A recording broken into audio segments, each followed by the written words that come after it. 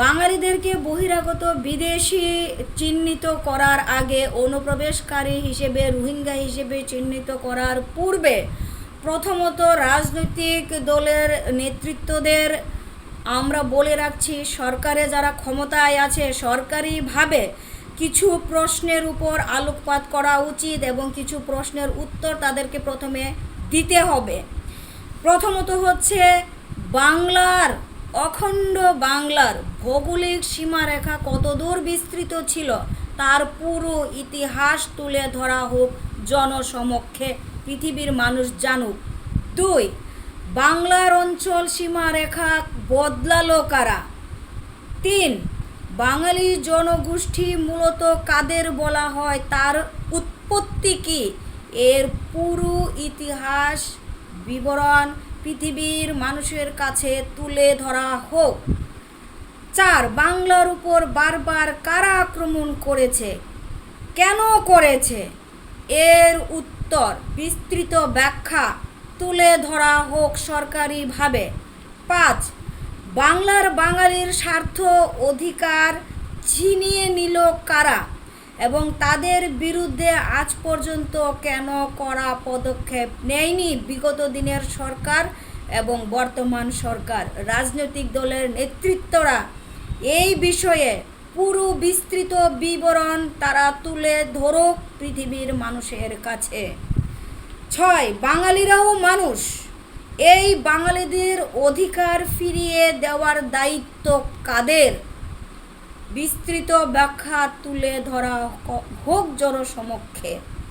7, হাজার হাজার বাঙালি এই পর্যন্ত যারা খুন হয়েছে, যাদেরকে হত্যা করলো যারা, তারা কারা এবং তাদের বিরুদ্ধে সেই সকল মানবতা বিরোধী হত্যাকাণ্ড ঘটানোর পেছনে যে সকল বা যারা দায়ী তাদেরকে আজ পর্যন্ত চিহ্নিত করা হয়নি কেন, আর আজ পর্যন্ত কোনো কমিশন কেন গঠন করা হয়নি, এই সমস্ত দোষীদেরকে চিহ্নিত করে আজ পর্যন্ত শাস্তির ব্যবস্থাও কেন করা হয়নি, এর প্রত্যেকটি প্রশ্নের উত্তর দিক বর্তমান ডবল ইঞ্জিনের সরকার, ত্রিপুরা দলের বিজেপি, তিপ্রামথা আইপিএফটির রাজনৈতিক নেতৃত্ব, সেই সঙ্গে বিরোধী কংগ্রেস সিপিএমের নেতৃত্বরা। কারণ যুগ পাল্টেছে, বর্তমান জেনারেশনের মানুষ, বর্তমান প্রজন্মের মানুষ, আমরা এই সমস্ত প্রশ্নের সম্পূর্ণ স্পষ্ট উত্তর আমরা জানতে চাই। তা না হলে বর্তমান প্রজন্মের মানুষ এবং আগামী ভবিষ্যতের মানুষ আমরা কিন্তু রাজনৈতিক দলের নেতৃত্বদের এই ধরনের মানবতা বিরোধী কর্মকাণ্ডকে আর প্রশ্রয় দেব না, মেনে নিচ্ছি না, মেনে নেব না।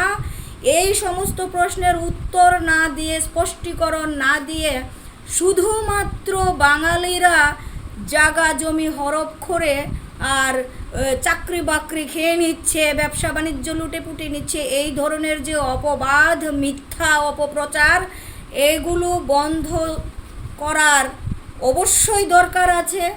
আমরা এই প্রশ্নগুলোর উত্তর চাই। আর আপনাদের এই যে যৌক্তিকতা, বাঙালিদের বিরুদ্ধে বাঙালিরা শোষণ করে এই যে মিথ্যা অপপ্রচার, এর বিরুদ্ধে আমরা প্রতিবাদ জানাই।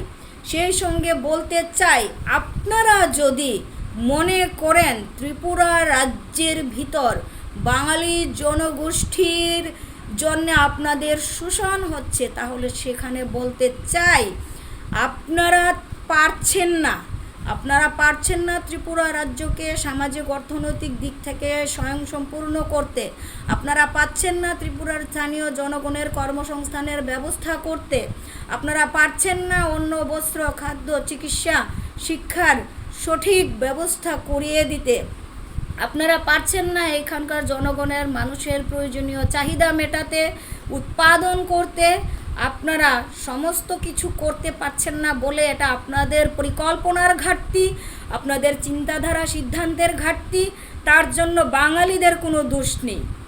আপনাদের এই অযৌক্তিক মানবতা বিরোধী এই যে বাক্য, বাঙালিদের জন্য উন্নতি হচ্ছে না ত্রিপুরা রাজ্যের, এই অপপ্রচার, এই অপপ্রচার বন্ধ করুন।